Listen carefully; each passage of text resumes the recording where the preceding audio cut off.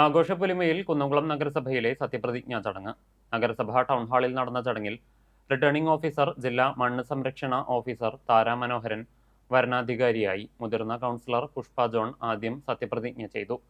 തുടർന്ന് 38 കൗൺസിലർമാർക്കും പുഷ്പ ജോൺ സത്യവാചകം ചൊല്ലി പ്രതിജ്ഞയെടുപ്പിച്ചു.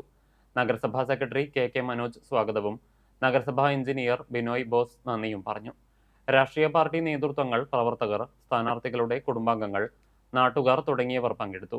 39 അംഗ ഭരണസമിതിയിൽ 18 സീറ്റ് നേടിയ LDF ആണ് ഏറ്റവും വലിയ ഒറ്റകക്ഷി. UDFന് 9 അംഗങ്ങളും BJPക്ക് 7 അംഗങ്ങളും RMPക്ക് 4 അംഗങ്ങളുമുണ്ട്.